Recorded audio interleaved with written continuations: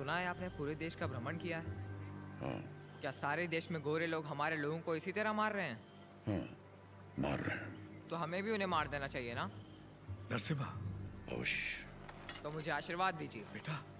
मैं मारूंगा उनको। तुम अकेले कितने अंग्रेजों को मारोगे? 10 को तो खत्म कर ही सकता हूँ। हजारों की सेना है उनकी, वो मार देंगे तुम्हें। तो मर जाऊंगा। मारना मरना महत्व नहीं, महत्व है जीत। जीत के लिए तुम्हें युद्ध करना होगा। युद्ध करने के लिए तुम्हारे लोगों का साथ आवश्यक है। उनका साथ तभी मिलेगा जब तुम वही अग्नि उनके अंदर जला पाओगे जो तुम्हारे हृदय के अंदर है। स्वयं युद्ध बनना होगा।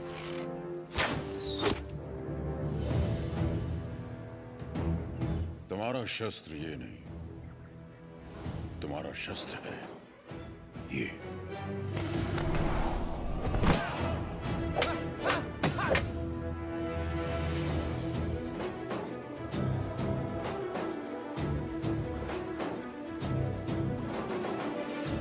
तुम्हें पहले स्वयं पर विजय प्राप्त कर। सबसे पहले ईस्ट इंडिया में ब्रिटिश कानून लागू किया जाए। छोटे इलाकों से शुरू करके धीरे धीरे समय के साथ पूरे इंडिया में इसे फैला दिया जाए। मौजूदा टैक्स 300% बढ़ा दिया जाए। और इस तरह ब्रिटिश साम्राज्य ने भारत पर कब्जा कर लिया। वो बड़े अफसर जिनका अकेला मकसद भारत को लूटना था, उन्हें ऊंची कुर्सियों पर बिठाकर हमारे देश भेज दिया गया।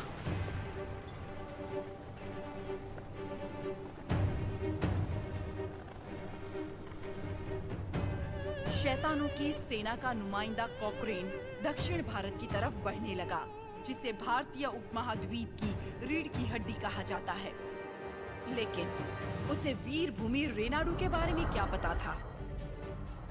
वो कहाँ जानता था कि रेनाडू का सूर्य अंधकार की छाती चीरकर उदय हो चुका है। रेनाडू की धरती 61 छोटे छोटे राज्यों में बटी हुई है। इन राज्यों के सामंत पालेगार कहलाते हैं। ब्रिटिश इन पालेगारों से उनकी सत्ता और एकता दोनों छीन चुके हैं।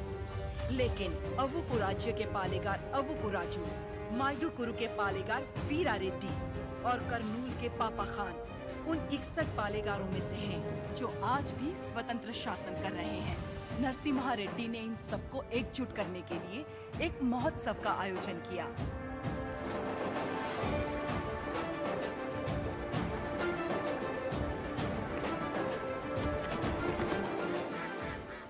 स्वामी, मेरा बेटा नरसिम्हा अंग्रेजों की इच्छा के विरुद्ध ये महोत्सव कर रहा है। क्या वो सफल होगा? नरसिम्हा रेड्डी कोई आम आदमी नहीं है। वो पृथ्वी पर एक लक्ष्य लेकर जन्मा है। एक हाथ में तलवार और दूसरे हाथ में वेद के साथ उसका पालन हुआ है। उसे अब कोई नहीं रोक सकता।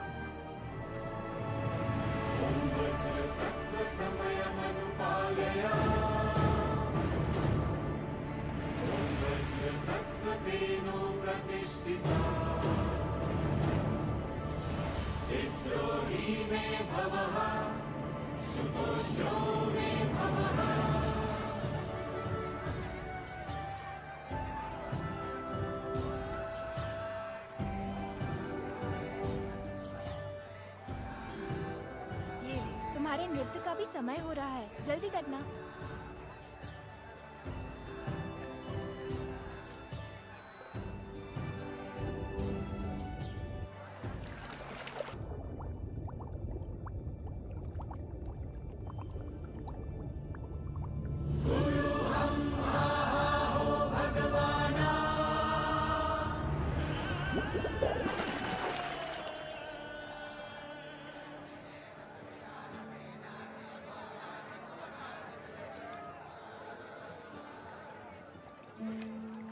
क्या हुआ बेटी? हाँ, स्वामी जी, अंदर कोई है? अच्छा, वो महोत्सव से पहले सरोवर में रहने वाले संगमेश्वर स्वामी की स्तुति करने की प्रथा है। हाँ, लेकिन इतनी देर पानी में। जल में सांस रोकने की विद्या जानने वाले एक महापुरुष हैं, मज्जारी नरसिम्हा रेड्डी। जी।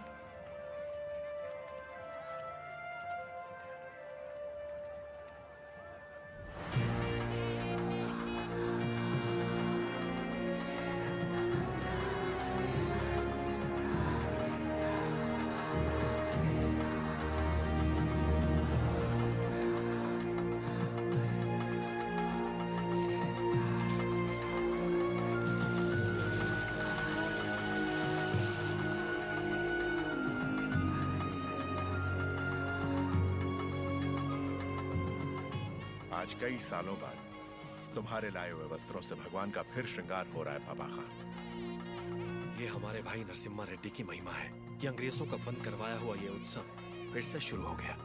या अल्लाह, इस जश्न को किसी की नजर न लगे।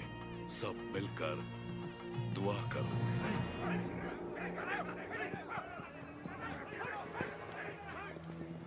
मैं इसे होने नहीं दूंगा। क्या उकुराजू, इस मेले की तैयारियां युद्ध स्तर पे हुई हैं।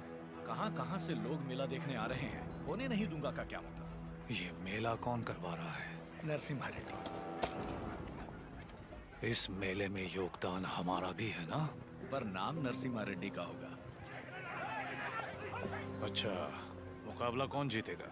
नरसिम्हा रेड्डी, और कौन? और हम जीत जाए तो भी सब नरसिम्हा रेड्डी की जयकार करेंगे कि उसने इतना निष्पक्ष मुकाबला करवाया। यानी जीते कोई भी जयकार उसी की होगी। क्या ये सही होगा बसी रेड्डी? तो नहीं जीतेगा। अपने आदमी को देखो वहाँ, वो नशीली दवा बैलों को पागल कर देगी।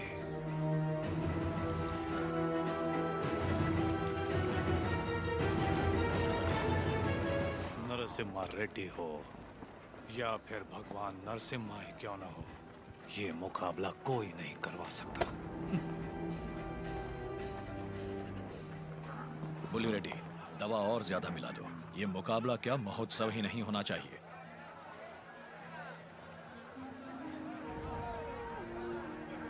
लक्ष्मी, सुनो तो, किसे ढूंढ रही हो?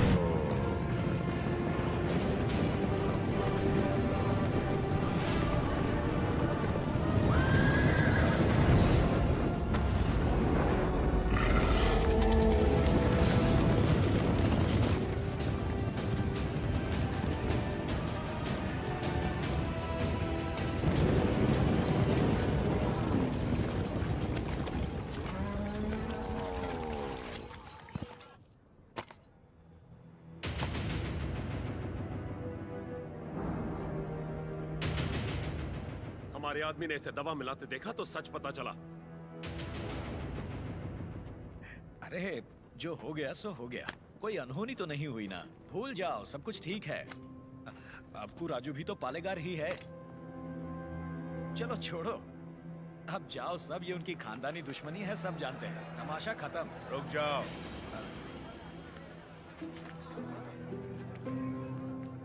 यहाँ वो अकेला पालेगार नहीं है, कुल मिलाकर हम 61 पालेगार हैं यहाँ। पूरी की पूरी प्रजा भी मौजूद है। यह उत्सव सबका है बसी रेड्डी। राजा हो या प्रजा, न्याय सबके लिए बराबर है। औ को राजू को क्षमा मांगनी ही पड़ेगी।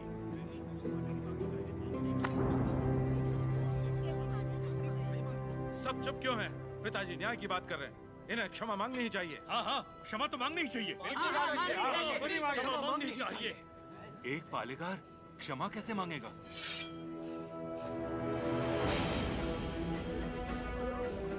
अपना सर काट दूंगा, लेकिन क्षमा नहीं मांगूंगा। अवकु राजू। पापा खान, माना कि अवकु राजू ने अपराध किया है, लेकिन ये पालेगार हैं 70 गांव के। ये तो सब जानते ही हैं कि इन्हें मुझसे नफरत है, और यही नफरत इस अपराध का कारण भी है। लेकिन ये अपनी प्रजा से प्रेम करते हैं, और प्रजा पर इनके कई उपकार भी हैं, तो उनकी खातिर इन्हें हम क्षमा कर देते हैं।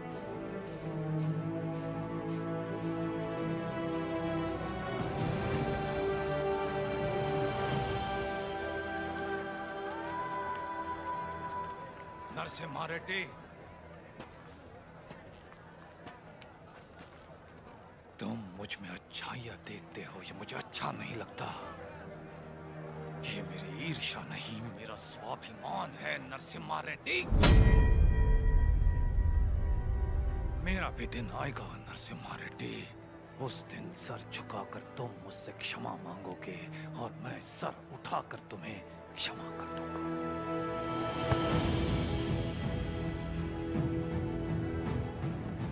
इस मिट्टी में वीरता है।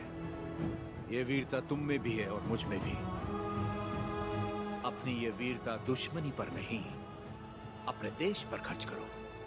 उसके बाद मैं तुम्हारे आगे सर झुका भी सकता हूं, और वक्त आने पर तुम्हारे लिए सर कटा भी सकता हूं।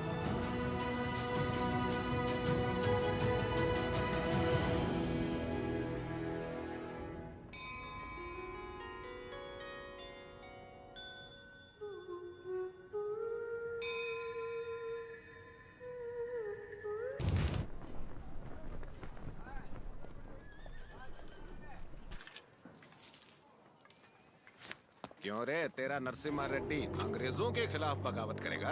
हमारे मना करने के बावजूद वो ये महोत्सव करवा रहा है। हम ये और बर्दाश्त नहीं करेंगे। मद्रास चिट्ठी लिख दी है मैंने, अब वो लोग देख लेंगे उसे। वहाँ खबर पहुँचाने के लिए ही तो किया। असली महोत्सव तो अब शुरू होगा।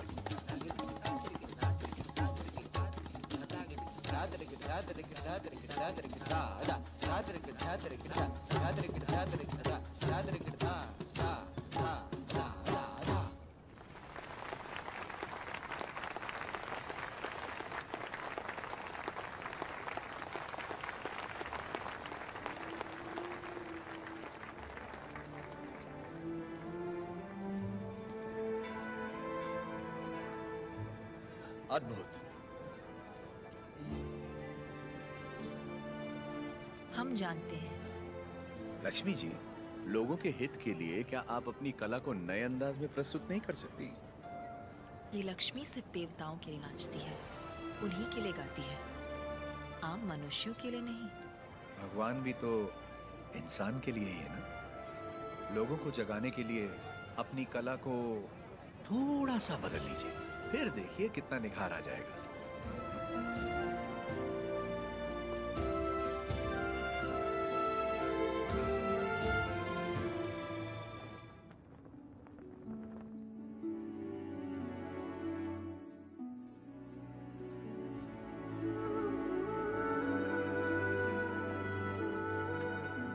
क्या हुआ? अभी भी उनके बारे में सोच रही है? पता नहीं, डरती हूँ मैं कहीं उनकी बातों में खो न जाऊं।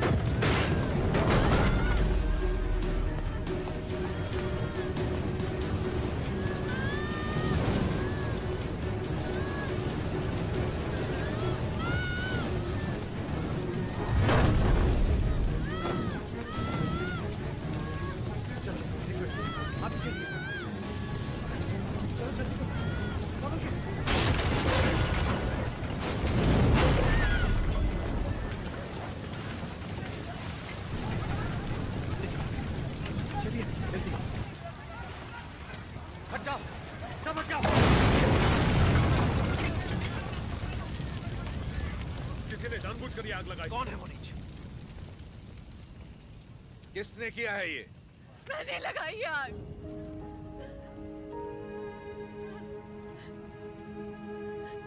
मैंने लगाई। जिस घर में तुम दीप जलाती थी उसी घर को तुमने जला दिया? तो और क्या करती? कभी हम राजाओं की तरह रहते थे, अंग्रेज आए और इस भूमि को दरिद्र कर दिया। उसमें 2 साल हो गए हमें सूखे की मार सहते। किसी तरह हमने आधी अधूरी फसल उगाई, वो भी अंग्रेज लगान के तौर पर उठा ले गए। अब तक तो मैं किसी तरह बच्चों का पेट पालती रही, लेकिन अब मेरा बेटा चोरी पे उतर आया है।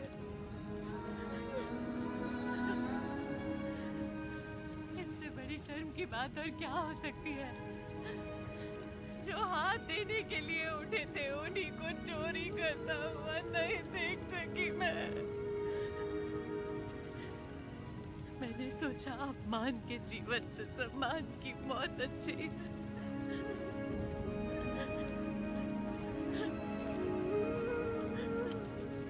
क्या हुआ बेटा? तुम्हें भूख लगी थी? माँ हमें खिलाती और खुद भूखी रहती। मैंने पड़ोसी के घर में खाना देखा तो माँ के लिए ले आया। क्या ये पाप है?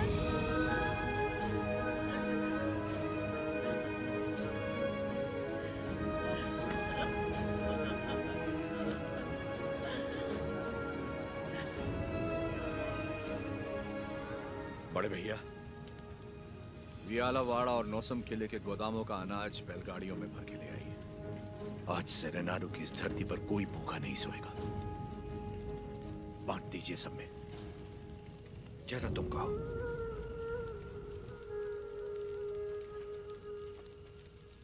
चोरी करना पाप होता है बेटा। चोरी मतलब?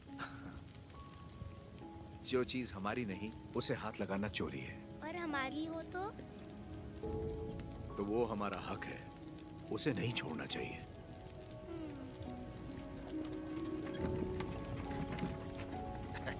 रेड्डी जी, आपने मुझे बुलवाया? मैंने इस महीने की पेंशन भेज दी है। राघवाचारी, जब तक अच्छी फसल होती रही, ये लोग तुम्हें समय पर लगान दे रहे थे या नहीं? बिल्कुल दे रहे थे सरकार। तो जाकर अपने मालिकों से कह दो, सूखे में लगान नहीं मिलेगा। क्या कहा? ये कहा कि अगले साल भी लगान नहीं मिलेगा। मैं समझा नहीं। ना माने तो हम उनकी हड्डियों का हल बनाकर अपने खेत जोतेंगे और दुगना लगान चुका देंगे। आफत आ गई तो? आने दो।